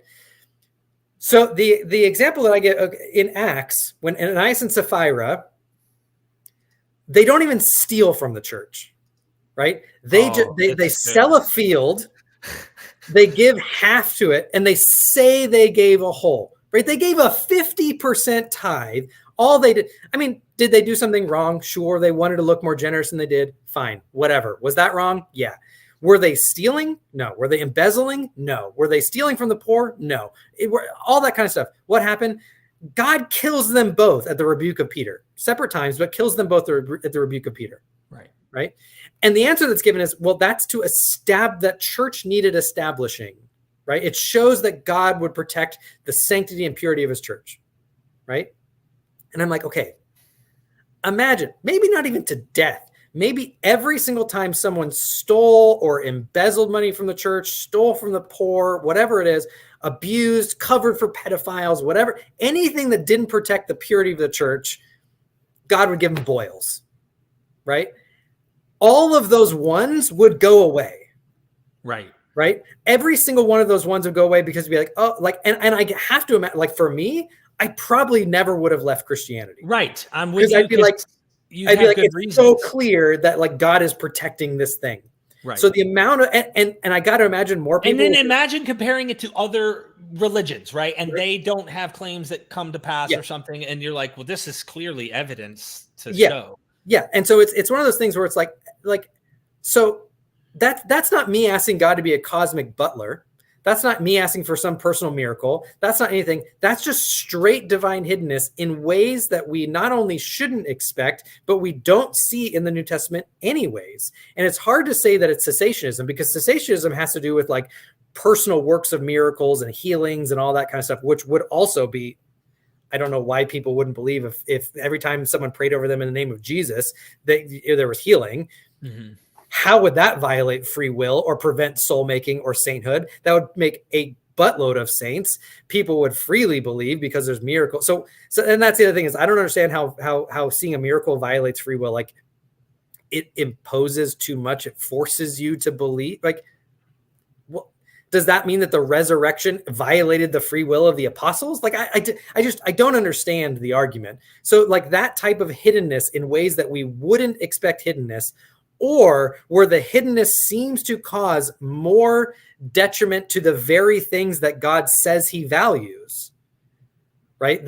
That's the conflict for me, right? That's the thing where it's like the Christian promise, like it's not just in violation with what we observe in reality, it's in tension with its own biblical Christian promises. Right. That's where the tension is. And I think, come back to the same words. I got, I don't know if you know the Christian YouTuber Ruslan. I might be making a trip down to California sometime, probably in May, to have a conversation with this guy on his actual platform. But I bring up honesty a lot. And I think if you're being honest with this material, this is a valid criticism. These are valid issues. So anybody, whether you're a Christian or not, at the end of the day, hearing what you're saying, Tyler, should walk away going, I get it. This makes sense. I get it. So, or at least understand why people might walk away, why people might say, oh, well, this is a problem. And again, I can almost see some of the videos coming out and they're gonna be like, oh, well, that one thing, well, that's not a reason to leave Christianity, because does that mean the resurrection didn't happen? And I want to point out, like, I'm not saying that I'm almost a cumulative casist. I'm not saying this one thing is the death knell to Christianity, or it's the silver bullet, or whatever analogy you want to use. There are hundreds of these things, hundreds of biblical problems. Like they just started mounting to the point where I'm like, well, that's just a big pile now. I don't know what to do with that. I'm with you. Wayne Wright, thank you for that 20. I really appreciate it. What does Tyler think about the Bible's silence on the Trinity and the church's undying devotion to it? I'm not sure that the Bible is silent on the Trinity. I still think that there is. I think that okay, let me put it this way. Whether or not you think it's coherent is a different question. But I think as the theology of the Bible developed, it very clear, and again, whether or not you think this is original to, if it did develop later, or it's original to the original author, or the intention of Genesis, or whatever it is, I think there is this very clear concept that develops even in the Old Testament, that God is somehow either multi-personal, or that there's I don't want to say polytheism, because I don't think that that's the case. They started, I think there was a tension in the Old Testament of like, God is more than just one person. I don't think they had the categories to talk about it. Some that might be, you might read that and cast it out as like, well, they viewed the divine council, and there's these multiple beings, but there's this tension, and it's ambiguous and unclear. I think by the time you get to the New Testament, and you see it starting to develop, there is a very real sense. I think by then the Holy Spirit is a person. So I think by then the Hellenistic Jews would have almost been a bipersonal at some point.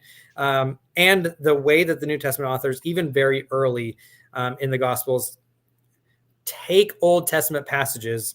There's Richard B. Hayes has some things, the echoes of scriptures in the Gospels, the echoes of scriptures and letters of Paul. The ways that it takes these descriptions of Yahweh and applies them to Jesus, they do seem to think that Jesus is this unique either person. By the time you get to John, I think that it's just completely there. But you have this, that Jesus is the special person of God, but in a way that it's that you could say something true of God that is true of Jesus. And so that I think they're working that out. So I think you can get Trinitarianism. By the time you get to the later epistles, I think it's pretty developed. Not as developed as you get with homoousios and that whole thing. By the time you get to the councils, they develop the theology and the philosophy of it way there. But I think by the time you get to the end of the New Testament, you do have a view of three persons as in one being. So I'd take Bart Ehrman's approach on this, and other critical scholars like James F. McGrath. I actually interviewed him and asked him. Yeah. It's worth showing you this to give you a laugh, actually. James F. McGrath, he actually is quite a character. But I don't think the New Testament teaches Trinitarianism. I do think, however, that the development using New Testament ideas, because I think Jesus is the image, he's the image bearer of God, which you could see easily conflating that he is God, but he's always praying to God. So you kind of wonder, and I know the Trinitarians will have to find a way to make this make sense, but I got to play the intro so that everybody watching this can at least have a quick little chuckle, put some energy into this thing here. But it fits this issue. Jesus and God, and this is his little statement. We might as well get a laugh while we're here together. Here we go. Does the New Testament teach Trinitarianism? No. No. You want answers? I think I'm entitled. You want answers? I want the truth! You can't handle the truth! Nice. Anyway, to those I'm who are sure that triggered there's easily. I had to give a warning for triggering people there, but so I can see how later we talk about systematic canonization and whatnot. I could see how they're trying to work out, but they definitely see him as a son of God. They see him divine. He has an apotheosis even early in Paul. So he is divine in their eyes. But how that fits within the matrix, I think they fix those nuts and bolts later. Yeah. So that's my take. I think it'd be similar. I'd say a similar thing where it's probably anachronistic to say the New Testament is Trinitarian, right? But it has the building blocks of the Trinitarian theology, right? So I would say like it's anachronistic to say Paul was a Calvinist, right? That's entirely too anachronistic. But the theology that, or even to say Paul was Augustinian, right? That's just not the right categories to use. But everything that is Augustinian or Calvinistic was in Paul. I won't say everything, but predestinarian stuff. I'm with you. There's something everything that makes it distinctly that that in that predestinarian determination, election, all those types of things is present there. It's just I'm with you. Right? Yeah. I just would take even the Romans 9 thing, Romans 9-11. And I want to get to the next super chat, but I think that we as Calvinists, as when we were, we universalize this message and not realize that this is like a Jew. There's a Jewish context here that we're kind of like, oh, it's all for everybody. And I get it. The framework's there, but I don't know if that's the message here in Romans 9-11. He's trying to create a category to graft Gentiles in when this wasn't meant for them. This was for the Jews. And so there's all sorts of stuff. Well, actually, I had a debate on this with, oh my gosh, I'm totally blanking on his name. John Cranman. Because he takes a corporate election view. That kind of it's a Jewish thing. It's all that kind of stuff. I actually don't think that's the way to read Romans 9. Interesting. For several reasons, exegetically, and I still think exegetically it's not the way. I think Paul actually was making universalizing principles. I think he was applying it in certain contexts, but I think he was actually making universal principles. So I look at it as Paul's a last days apocalyptic Jew who thinks that Jesus is coming back any minute, and the goal he has is the only way he's coming back is to gather the nations in. So in his mind, he has to find a way to bring the nations in order to have the second coming take place. And of course, when the more he keeps going to the nations, trying to get to Spain, it doesn't happen. So, we probably have some overlap on how we read Romans 9-11, but I don't read it the same way I read it before. But there's that passage about election and who are you, oh man? That hasn't changed. I mean, that is pretty blunt. God's a hardcore dictator in that. Yeah. Zictomorph, thank you for the super chat. Thank you for going through this in real time and under the microscope. It does help a lot of us going through similar spots. Thank you. Yeah, I appreciate it. And I've said this before, I'm not trying to deconvert anyone. I have people that are Christians and they've reached out and be like, hey, I'm going through the same thing. I don't want to leave. Who should I read? And I'm like, here's if you just want to read the best Christian answers, go read this scholar, go read this. If you want to salvage your faith, go read this, if someone's like, hey, I'm pretty sure I'm deconverting. Like, they want to read, quick, go read that one. Like, I want to help people on whatever journey they want to go to, but I'm not like out there trying to be like, hey, I'm trying to win deconverts or anything like that from Christianity. But I also, I do, biblically iron sharpens iron. There is a sense where I want to be like, but Christians, you've got to do better. You've got to give better answers than the theodicies that you're giving, because they're pretty weak. Well put. And I feel you on that. I am trying to defang fundamentalism, but at the same time, in all of its forms. But, at least, I don't know, I think I think that there's serious walls that get built up, and it's something I'm trying to do. So thank you so much, though, for that super chat. Ultimately, I want people to value the literature as literature. That's something I'm trying to do. So Joshua Springer, thank you for the super chat. Did you put and? Oh, is this a scripture? And if they do not persist in unbelief, they will be grafted in, for God is able to graft them in again. Romans 11:23. Love you, brothers. God bless. So this is kind of, they open the door, and it's available. Hey, I get it, man. You know what I mean? I get it. And respect. I also wonder, and I don't know if this is a worth topic bringing up, because in that mentioning of Ruslan, which you probably don't know who that is, it's a big YouTuber, Christian YouTuber. You may have ran across this stuff. He thought it was narcissistic of me to say that this was narcissistic. I had family members who sat around, and when we have these conversations from time to time, they're looking at me going, one day you're going to come back. You're going to get it. And I'm sitting here trying to explain to them, like, and I said this statement, I've forgotten more than you'll ever, like, you probably ever care to even read your Bibles. I've forgotten more about this than you ever have even known. And I'm talking about combined, because I know my family, right? So they don't really read their Bibles. They're not serious students of this stuff. And it's like, I felt like that was kind of condescending. That's probably the better word, rather than narcissistic. It's like condescending to go, Tyler, you're going to come back. Trust me, you're going to come back. And so, like, have you really walked through the process and understand what I'm saying and how it's actually making sense to why I don't believe? Yeah. I don't know. Yeah. What do you think? No, yeah.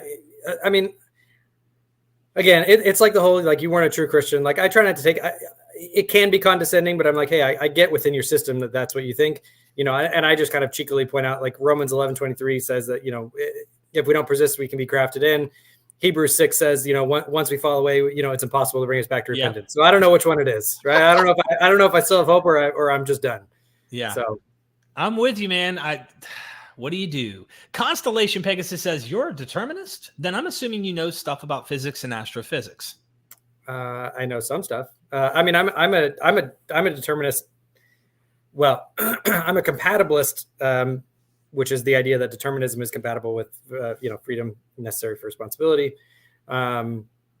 Largely because I think libertarian incompatibilism is just incoherent. Right.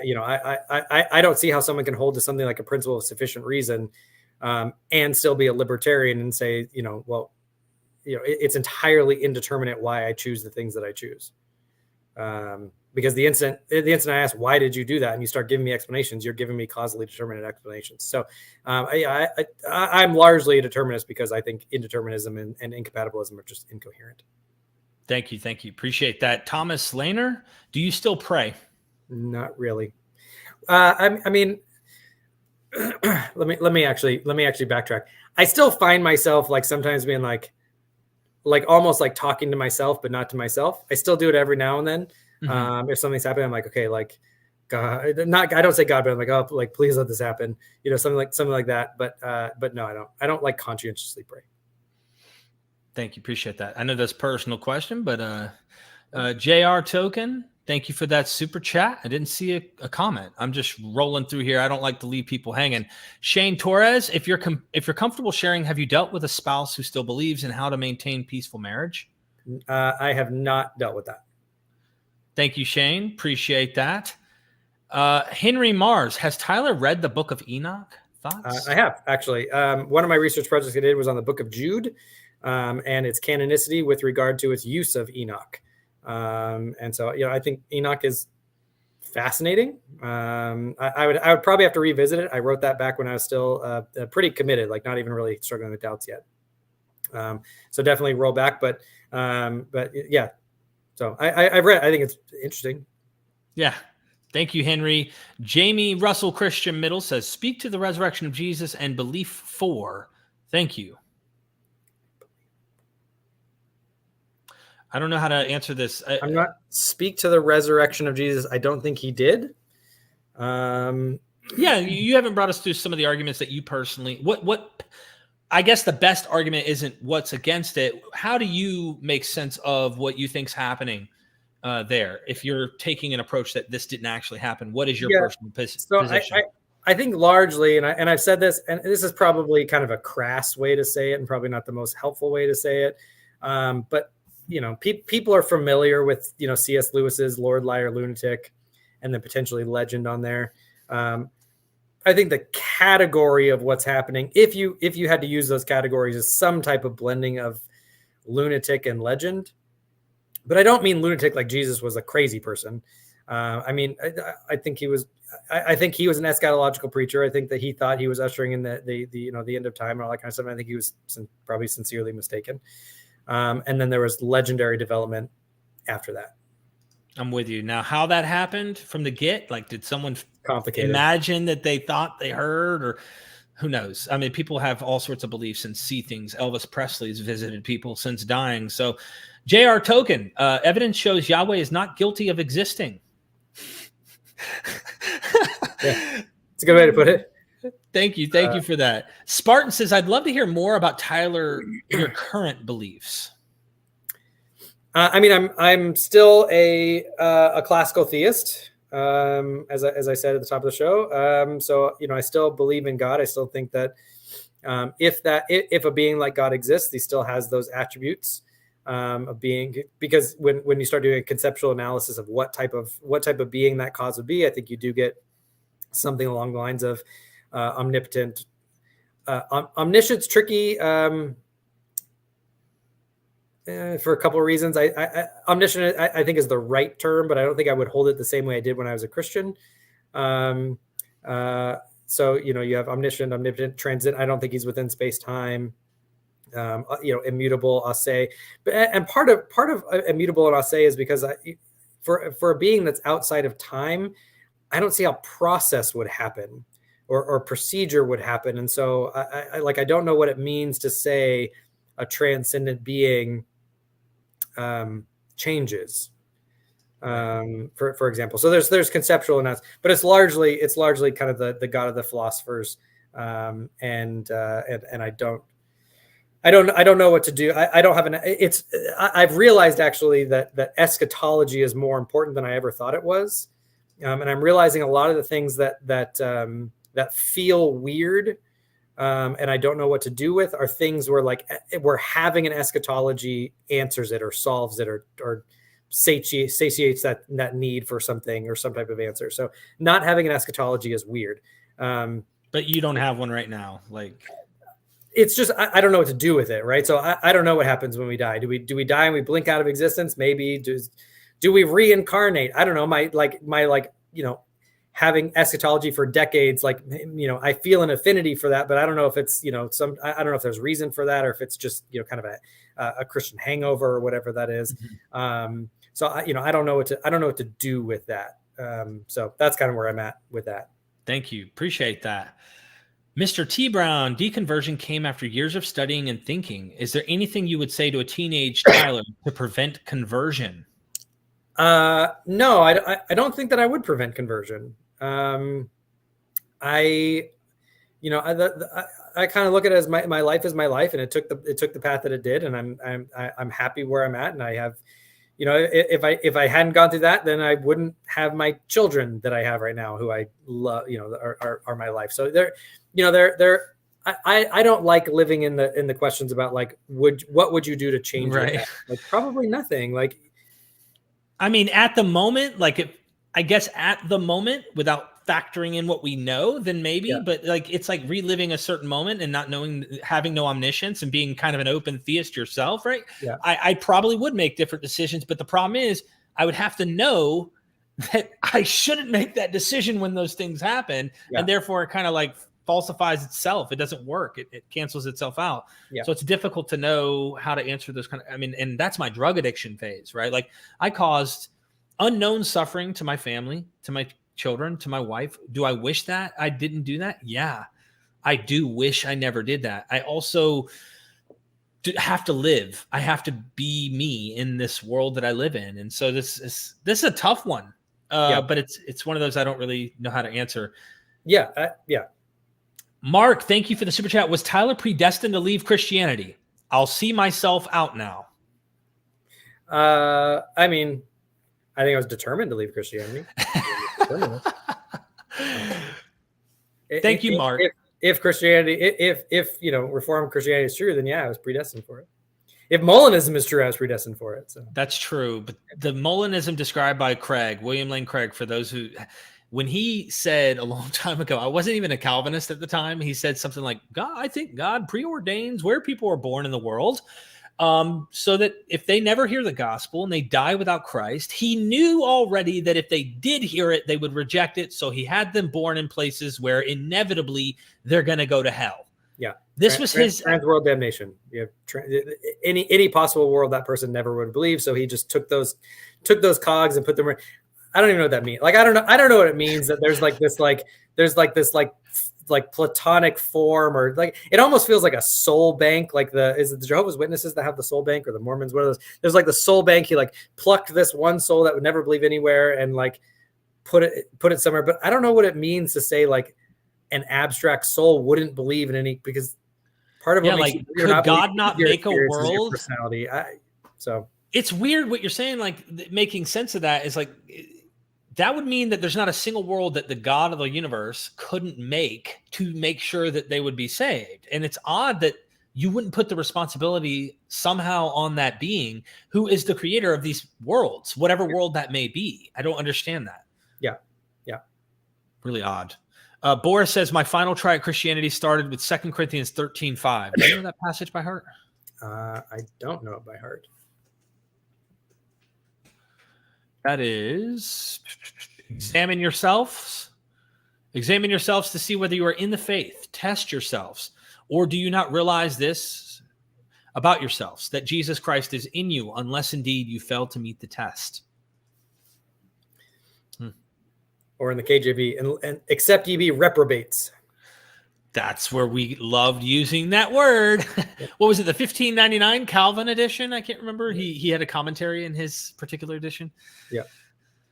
I'm going to try and blast through these, and then I'm going to allow you any eschatological final statements here before the end. Callan M, thanks, Tyler, for speaking. Helps folks on journey. Thank you, Callan. Appreciate that. I do think that your story is going to touch some people here and hopefully help people at least understand, even if they disagree, like understand where you're coming from. I think you've taken quite a sophisticated route, man. So I commend you for that, and I hope you continue on your journey. Theo Jansen, thank you for that super chat, says, in the first Gospels, Jesus does not seem to be out of time in many way, immediately this and that. So he's always immediately. Yeah, like in Mark, it's euthus. It's immediately and then immediately and then yeah. It's that's more of a literary device, like to move the plot. The plot, it's rapid fire plot. It's going. He's busy. Exactly. Yeah. Thank you, Theo. Gray says, past and current thoughts on Romans 1. I mean, Romans 1 covers a lot of thoughts. My guess is the longer section on Romans 1. Dealing with that you're without excuse. That's my guess, because that's probably the one that part of that's most relevant. So that, I mean, that section basically deals with that there is this kind of, apart from special revelation, you have general revelation, that just by looking at the created order, you know people know God, his immutable attributes, his power, and all that kind of stuff, and they're without excuse. I generally think that we can infer certain things about God by looking at creation. Again, I'm a classical theist.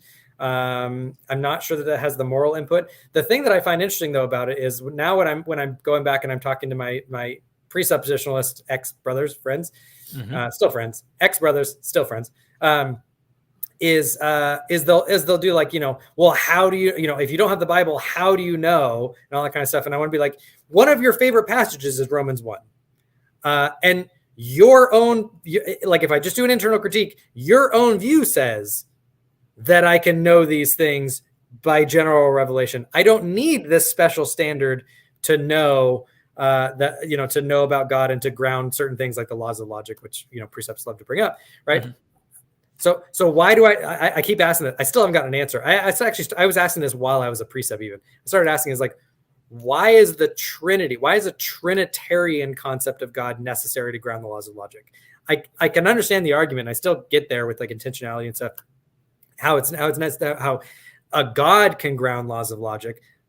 But how does that get you to Christianity? This is one of those like Mott and Bailey things where I'm like, I don't understand how this argument that you know, God gets you the grounding of logic or intentionality or whatever it is, or transcendental facts of reality, to therefore that the Christian God is necessarily true, and there's an impossibility the contrary to the Trinity. Like I don't understand that.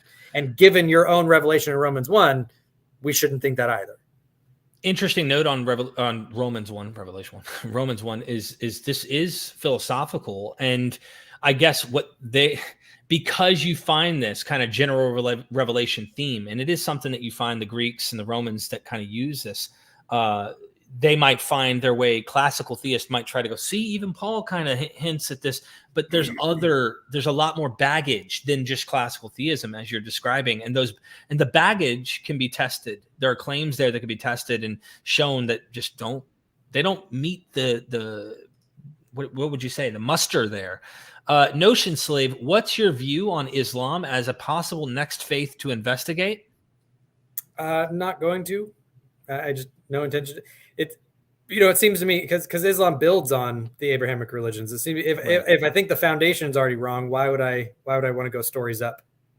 I'm with you. I agree, and that's straight to the point. Camille Gregor again. If you had a ranking of individuals who most contributed to your deconversion, whose names would be on the top? I mean, not to sound cheeky or anything like that, but God's number one, right? So the God could have prevented it easily, if that was true. As far as like scholars and academics go, Bart Ehrman was again, that was a flashpoint on a lot of those things. A lot of it was conservative scholars. I mean, Mike Licona, John. They'll hate this. John Walton, right?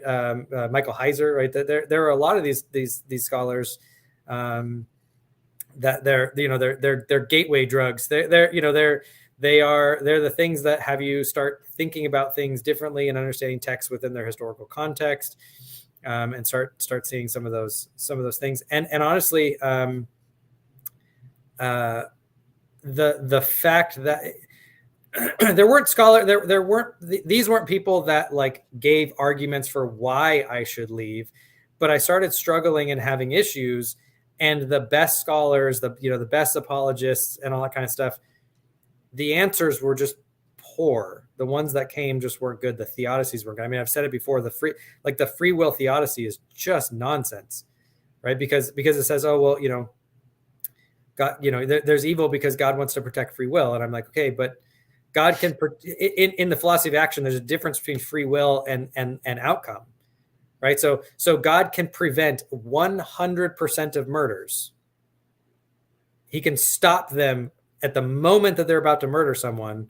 They still would have freely chosen to murder, right? He can prevent the outcome. Has nothing to do with free will. The free will theodicy just does not work because it does not answer the problem. The evil is the outcome. The choice is evil in itself. Maybe there'll be minor evils. Maybe there'll be minor evil choices, but God could prevent every single harm to a child, every single murder, he could have prevented the Holocaust. He could have prevented all of that stuff without ever stopping a single free will choice. So, like those types of things, they just don't work. Like, and the fact that they're so ardently advanced as if they work, they're just, those types of things are started to eat away at me. Thank you, Camille, for the question. Try to get through these. I was heavily involved with Mars Hill Church. Sure. It took way too long for me to escape that community. Any thoughts on that church and its influence? That church was brutal, and it's really scary that there's basically part two, which is even worse.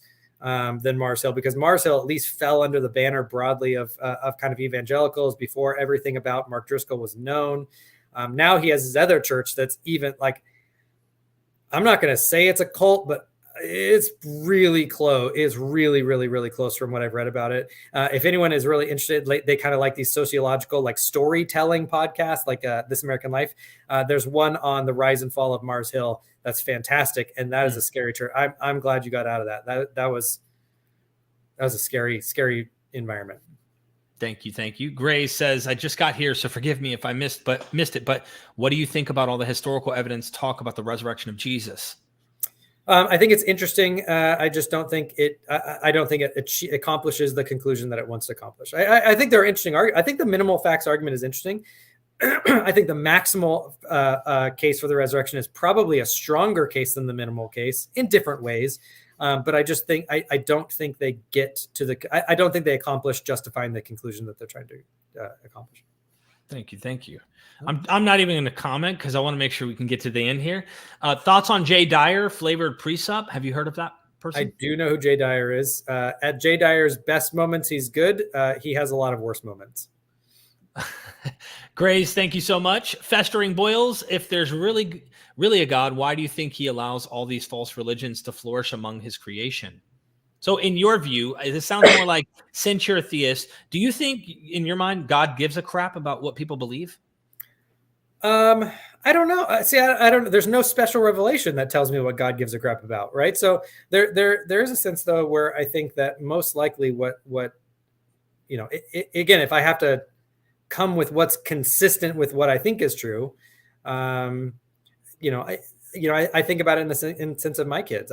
I don't try to control everything that my kids believe. They don't all have to believe like me. They don't have to all think like me. I want them to be good, and I want them to thrive, and I want them to do well.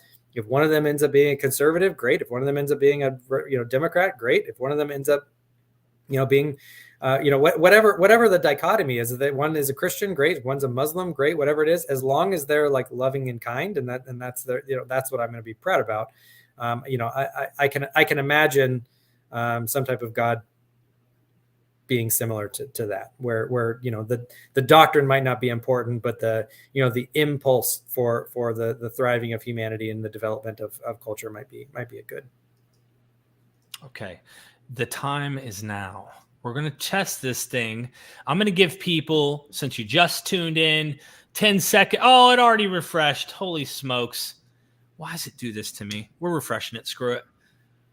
1.12. I don't know how many specific because it doesn't show me the details on your YouTube, but you got some subscribers here. Thank you. I appreciate it. Absolutely. Tyler, I want to leave you with the final word here. You're speaking to somebody out there. Maybe they're going through a similar process, or they're considering it, or whatever. You're talking to the world here.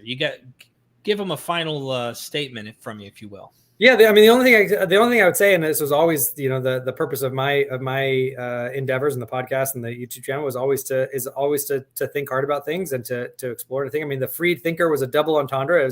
It was about being freed in Christ, but I never understood the indoctrination and all that kind of stuff, because even though I had a ecclesiastical alignment, I always just questioned and believed what I thought the evidence lined up to, and that has led me down this journey. And so I'd keep encouraging people to think hard and to think freely and to keep exploring the evidence, and wherever that leads you, if that leads you deeper into Christianity, so be it. It's great, but to keep thinking and keep exploring and asking questions. Keep asking questions. Subscribe to his YouTube channel. Check out his podcast. He has the Freed Thinker podcast. And we have the Patreon. Help support us here. We're working our butts off. I've got so much content coming. I don't even know what to do with myself. I'm editing nonstop. We have courses as well. MVPcourses.com down in the description. A course right now on ancient Greek mystery cults, and they get kind of compared to Christianity in a way. Historical Jesus Quest with Dale Allison. Don't miss it. It's fire, I swear. Apologia just told me yesterday, he's like, oh my gosh, I didn't realize how good this course was. So he's checking it out, and of course got an interview coming out with him soon. And then of course, Creating Jesus, why Mark's gospel was forgotten. I love educating the world, Tyler, and I love to learn myself. Yeah. And I think the more we have these discussions, the better. I hope to have you back in the future, if you will. Yeah, absolutely. Would love to come back on. This was fun. And I'm going to do Let's do our outro, apocalyptic outro. Thank you, everybody. Hit the like button, share this content, show love to Tyler by subscribing. If you want to help support us, go to the description.